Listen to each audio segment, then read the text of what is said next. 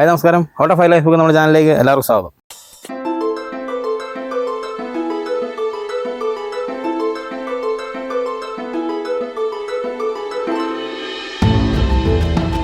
അപ്പം നമ്മുടെ ഇന്നത്തെ പരിപാടി എന്ന് പറഞ്ഞാൽ ഒരു കൊഴുവ തോരനാണ്. കൊഴുവ തോരൻ, കൊഴുവ പീര എന്നൊക്കെ പറയും. നമ്മൾ ഷാപ്പിലും ഹോട്ടലിലൊക്കെ കിട്ടുന്ന രീതിയിൽ ഡ്രൈ ആയിട്ടിരിക്കുന്നൊരു കൊഴുവ പീരയാണ് നമ്മൾ ഉണ്ടാക്കാൻ പോകുന്നത്. ഇപ്പം കൊഴുവ ചാകരയാണ്. അപ്പം കൊഴുവയ്ക്ക് ഭയങ്കര വിലക്കുറവാണ്. നമ്മളിവിടെയൊക്കെ 2 കിലോ 100 രൂപയൊക്കെ ഉള്ളൂ.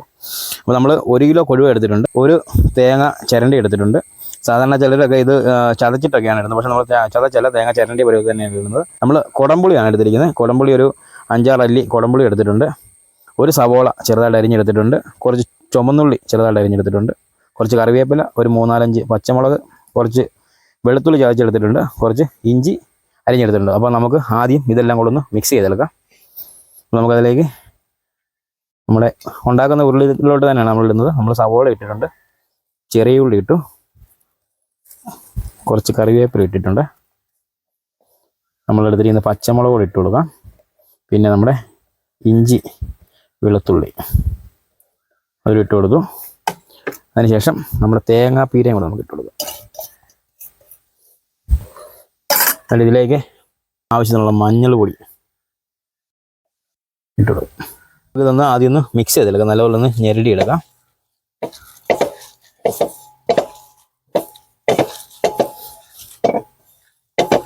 നമുക്കിനി ഇതിനാവശ്യമായിട്ടുള്ള ഉപ്പൂടെ ചേർത്ത് കൊടുക്കാം. നമുക്കൊന്നുകൂടെ നല്ലപോലെ മിക്സ് ചെയ്തെടുക്കാം. നമുക്കിനി ഇതിലേക്ക് നമ്മൾ എടുത്തിരിക്കുന്ന പുളിവെള്ളം, പുളിയുടെ വെള്ളം കൂടെ ചേർത്ത് കൊടുക്കാം. ഇത് നമുക്ക് നമ്മുടെ മീനോട് ഇട്ട് കൊടുക്കാം. കൊണ്ടൊന്ന് നല്ലപോലെ മിക്സ് ചെയ്തെടുക്കാം. അധികം ഇൻഗ്രീഡിയൻസ് ഒന്നുമില്ല, വേറെ പൊടികളൊന്നും നമ്മൾ ചേർത്ത്, നമ്മൾ മഞ്ഞൾപ്പൊടി മാത്രമേ പൊടി ഐറ്റംസിൽ ചേർത്തിട്ടുള്ളൂ. തേങ്ങായുടെയും രുചിയ പച്ചമുളകിൻ്റെ എരിവൊക്കെയാണ് നമുക്കിതിനകത്ത്. നമ്മളിനി അവസാനം ഒരു ശകലം കുരുമുളക് പൊടിയുടെ ഇട്ട് കൊടുത്താണ് നമ്മളിത് വാങ്ങുന്നത്. നമ്മൾ വെളിച്ചെണ്ണ എണ്ണ ഒഴിക്കുന്ന അവസാനം ഒന്ന് പച്ച വെളിച്ചെണ്ണ ഒന്ന് ഒഴിച്ച് കൊടുക്കത്തേ ഉള്ളൂ. അപ്പോൾ നമ്മൾ നല്ലപോലെ ഒന്ന് മിക്സ് ചെയ്തെടുത്തിട്ടുണ്ട്. നമുക്കൊന്ന് ജസ്റ്റ് ഒന്ന് കുത്തി വെക്കാം.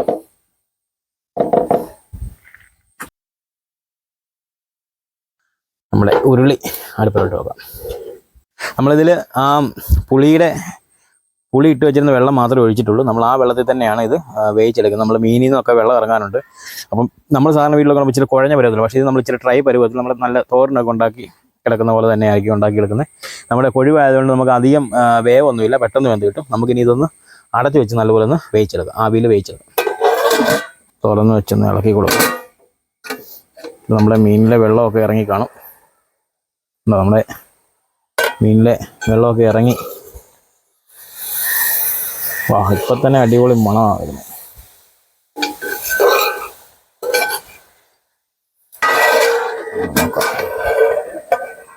മീനിലൊക്കെ നല്ല വെള്ളം ഉണ്ടായിരുന്നു, നല്ലപോലെ വെള്ളം ഇറങ്ങി. നമ്മൾ വെള്ളം കൂടെ ഒഴിക്കുമായിരുന്നെങ്കിൽ കണ്ടമാനം വെള്ളമായിപ്പോയേനെ. നമ്മുടെ മീനൊക്കെ വെന്തിട്ടുണ്ട്. അപ്പോൾ നമുക്കിനി വെള്ളം ഒന്ന് പറ്റിച്ചെടുക്കണം. അപ്പം നമുക്ക് അവസാനമായിട്ട് നമുക്ക് നമ്മുടെ ബാക്കി ഇൻഗ്രീഡിയൻസ് കൂടെ നമുക്ക് ഇട്ട് കൊടുക്കാം. കുറച്ച് കുരുമുളക് പൊടി ഇട്ട് കൊടുക്കാം. നമ്മൾ എണ്ണ ഒന്നും ചേർത്തിരുന്നില്ല, അപ്പം നമുക്ക് കുറച്ച് പച്ച വെളിച്ചെണ്ണ കൂടി ഇങ്ങനെ ഒഴിച്ചു കൊടുക്കാം.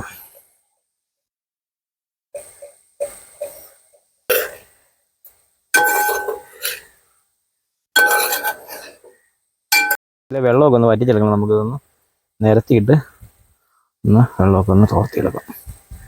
നമ്മുടെ വെള്ളമൊക്കെ നല്ലപോലെ വറ്റി എടുക്കുന്നുണ്ട്. നമുക്കത് വേണമെങ്കിൽ തേങ്ങ അരച്ചും ഒന്ന് ചെറുതായിട്ട് ചതച്ചെടുത്ത്, അരച്ചെന്നുള്ള നല്ലപോലെ അരയ്ക്കില്ല, നമ്മളൊന്ന് ജസ്റ്റ് ഒന്ന് നമ്മുടെ ഈ ചെറിയ ഉള്ളിയും ഇഞ്ചിയും വെളുത്തുള്ളിയും പച്ചമുളകും കരിയാപ്പിലയിട്ട് ജസ്റ്റ് ഒന്ന് ചതച്ചെടുത്തിട്ട് വേണം ഇടാം. അപ്പോൾ ഈ തേങ്ങ വലിയ കട്ടിയായിട്ട് എടുക്കുക. പക്ഷേ നമ്മൾ തേങ്ങ ഇത് ഷാപ്പ് മോഡലൊക്കെ കറി ഉണ്ടാക്കുമ്പോഴത്തേക്ക് തേങ്ങ അവർ അരയ്ക്കത്തൊന്നുമില്ല. പക്ഷേ അങ്ങനെ തേങ്ങ അരയ്ക്കാതെ മേളിൽ കിടക്കുന്നതാണ് ഒരു പ്രത്യേക ടേസ്റ്റ്. നമുക്ക് തേങ്ങ കടിക്കാൻ, മറ്റേത് അരഞ്ഞ് ഒരു ചതച്ച് കഴിയുമ്പോഴത്തേക്ക് നമുക്ക് അത്ര എഴുതി കിട്ടത്തില്ല. അപ്പോൾ നമ്മൾ കൈ കൊണ്ടൊക്കെ ഒന്ന് ഞെരടി ഒന്ന് അതിൻ്റെ അത് ഇട്ട് കഴിയുമ്പോഴത്തേക്ക് ചതക്കുന്നതിനേക്കാളും ഒരു പ്രത്യേക ടേസ്റ്റാണ്.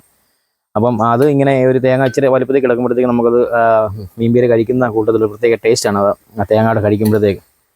അപ്പോൾ നമ്മുടെ കൊഴുവപ്പീരയൊക്കെ അടിപൊളിയായിട്ട് വന്നിട്ടുണ്ട്. നമുക്കൊന്നുകൂടെ ജസ്റ്റ് ഒന്ന് ഇളക്കിയെടുക്കാം. അടിപൊളിയായിട്ട് വന്നിട്ടുണ്ട്. നമ്മുടെ തേങ്ങ തന്നെ കിടക്കുന്ന കാണാൻ തന്നെ ഒരു ഭംഗിയാണ്. നമുക്ക് കുറച്ച് കറിവേപ്പിലയും കൂടി ഇട്ട് കൊടുത്തേക്കാം. കറിവേപ്പിലയൊക്കെ ഉണങ്ങിപ്പോയി. അപ്പോൾ അങ്ങനെ നമ്മുടെ കൊഴുവ പീര, കൊഴുവ തോരൻ എന്നൊക്കെ പറയുന്ന ഐറ്റം റെഡി ആയിട്ടുണ്ട്.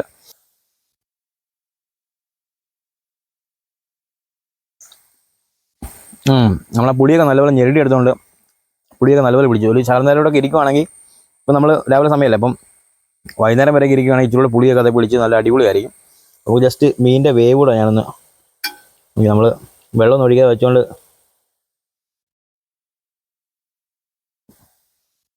അല്ലോ നല്ല അടിപൊളിയായിട്ട് വന്നിട്ടുണ്ട്.